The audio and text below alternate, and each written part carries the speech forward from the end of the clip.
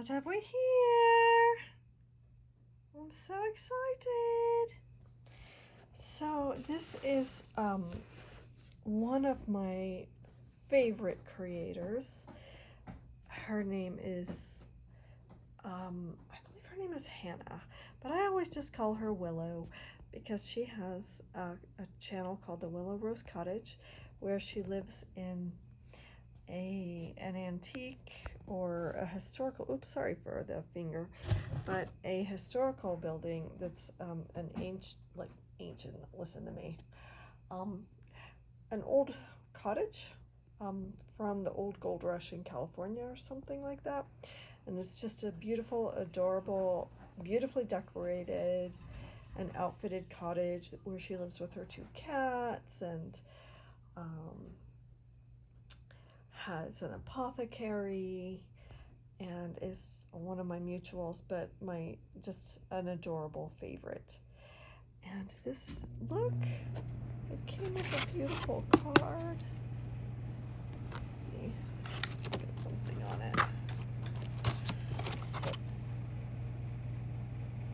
this is her logo. Oh, this is so sweet. And let's just get into, she gifted me and a few other of her followers with a cup that she did the graphics for. I'm gonna pull this out. There we go.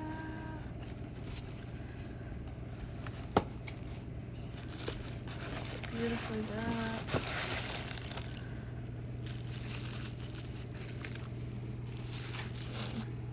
Oh, you can see.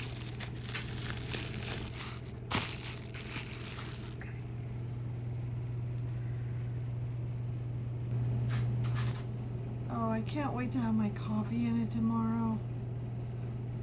Oh, it's adorable. Thank you, Willow. And there's a note. Wow, 500 subscribers. Oh, that's right. So it was a gift to a select few of us who've been around for a while when she was celebrating her 500th subscriber. So she's doing great, and I really hope that you guys will go over and check out her channel because she's just loads of fun. I'm so grateful for you and your support. Thank you for believing in me. Your contents take the yellows. God, it's just such a special. Oh, I'm so thankful. I'm so thankful you're here, Willow. She's just really fun. She's really fun. She's a very unique individual. We need more of her kind on this planet. It's my opinion. And Avita's happy. She got some paper to play with.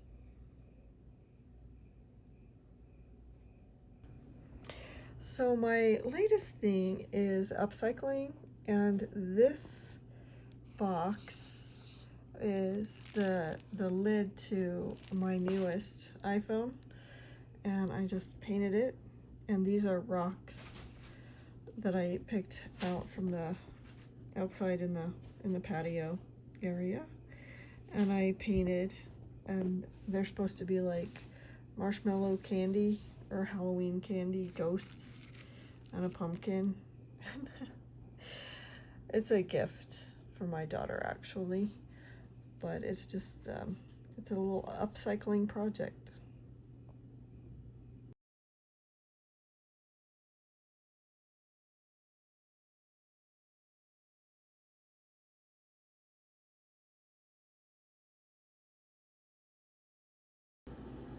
Good morning. Is it time for breakfast? Jasper's new dry food. They all eat it because he has developed a urinary problem.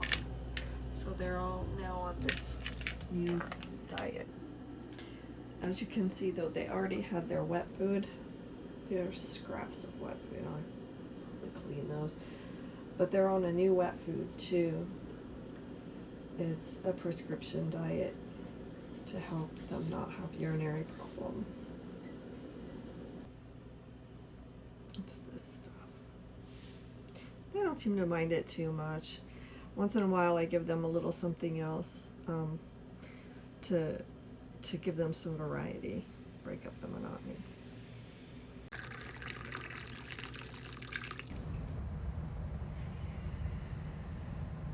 Good morning.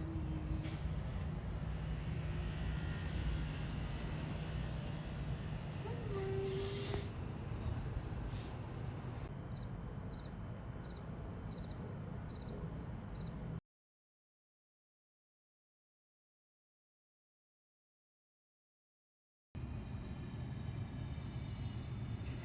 So I've been working on this concept of the urban cottage.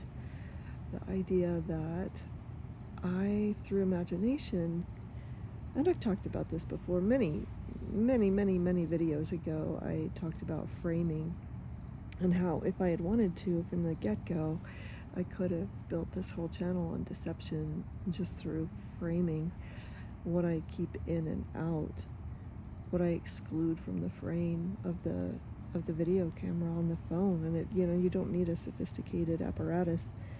It's just framing. And I think that's what, like, people who are into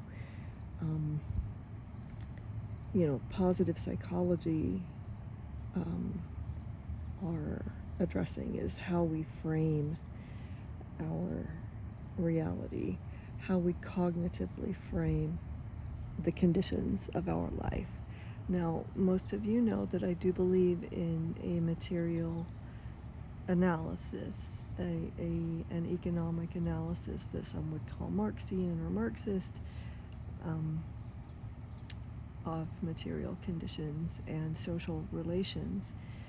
I think you can't deny that we have power imbalances, economic injustice, and inequality that is not necessary, and it's not a natural function of natural hierarchies within nature.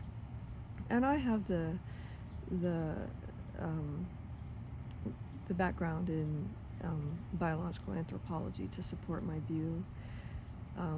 So people like Jordan Peterson, really, I mean, I don't know what to tell you if you think that guy's a genius.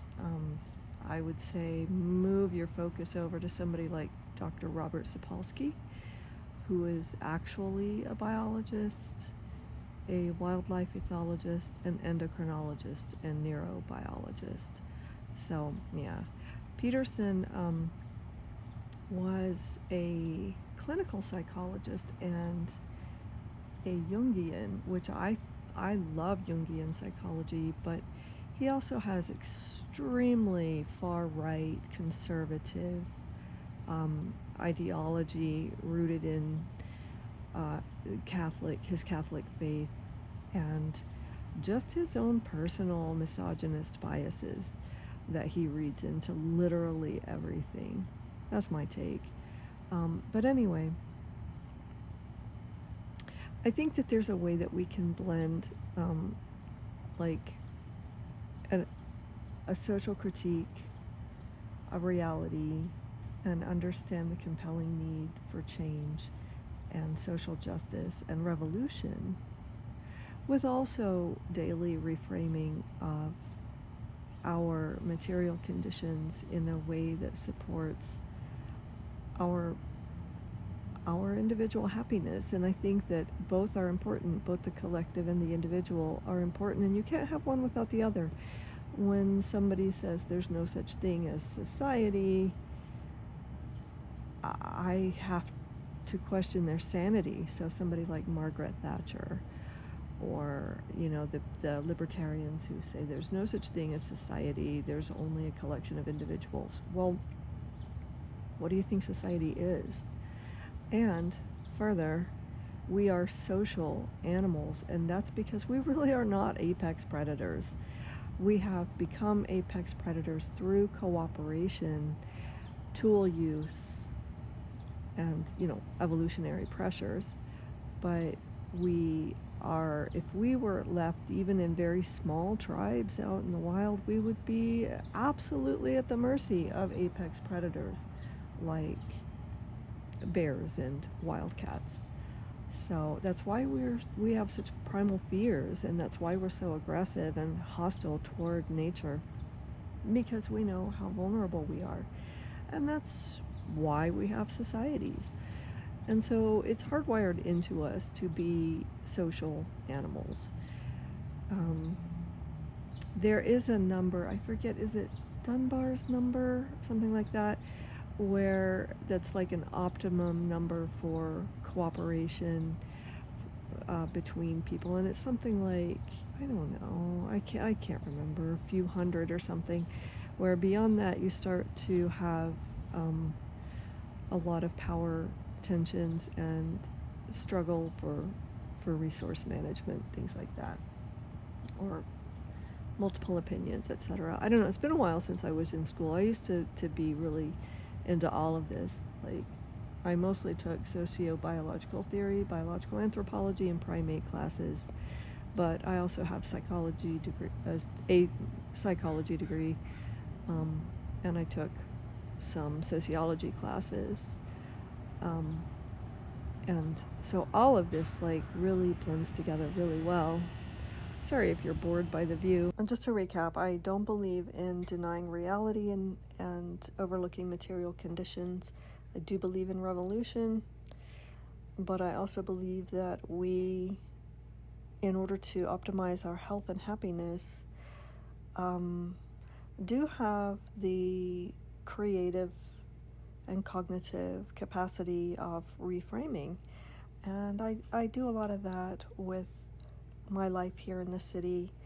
Denver has seemed not to be like my place, and I've talked about that before. But you know what? In my little corner here, I do what I can to make it as magical as possible and turn my city townhome that is a little bit run down into an urban cottage. And so I'm kind of working with that reframing and narrative to try to just create a little corner of like a fairy tale cottage life to the best of my ability, and find opportunity to ground with nature wherever I can, and you guys have been with me through all of that. And then maybe, hopefully, we will get back to a place that's just a little bit more rural, less congested, less of a city, where I feel a little closer to Mother Earth. But it's a relationship, and so we have to tend to her as well as expecting her to tend to us. So my life right now is kind of taking a look at, well, if we can't move, what can I do to make my little place just a little more urban cottagey, a little more fairy tale, a little more magical, more homey, so that I'm happy. I think that's the responsibility that we can take. In terms of like the economic reality, we need collective action. You can't do it by yourself.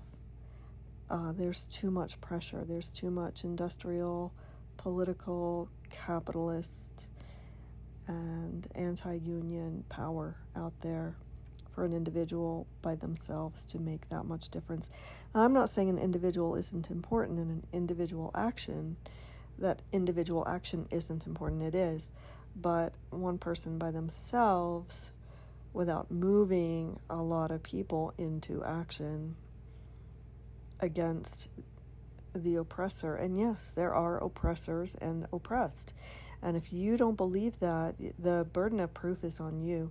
Like, I'm sorry, if that pisses you off, if you want to call that a Marxist narrative to destroy Western civilization, that's your own fucking ignorance. And, have fun, pretending that it's just like liberals coming after you to destroy your way of life, or some trans person reading stories at Barnes & Noble that is causing the grocery prices to be untenable or causing you to lose your farm. None of that's true. It's all the capitalist class. And you need to learn class analysis. You need to learn it. You need to learn it. And government is part of the problem because the capitalist class owns the government. And that's what we need to learn. But as individuals, we also can create healthy choices. So there's both. That's my point. And I've tried to make this point throughout my videos and in my book, that we have the power of co-creation to a degree. I reject toxic positivity, and I reject magical thinking that scapegoats the victim. So people like Teal Swan and people like that who say you manifest money. Fuck that. No, you don't. You have material conditions that you operate within. And our cognitive reprogramming and reframing can help us have a more positive and proactive view and take actions. And those are important. I don't want to deny that. The same with our health.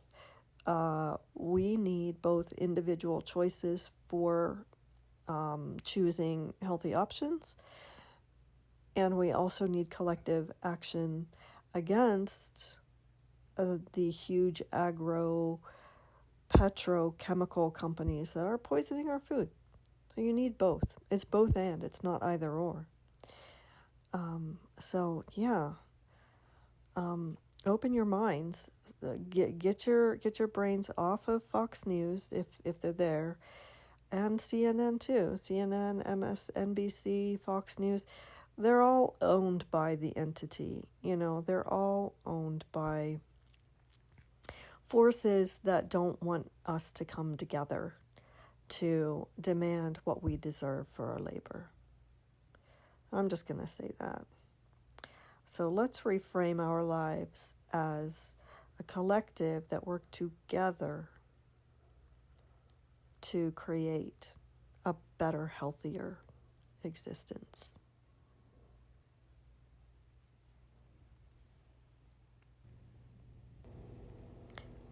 Where the individual may thrive amidst a thriving society. Both and, not either or.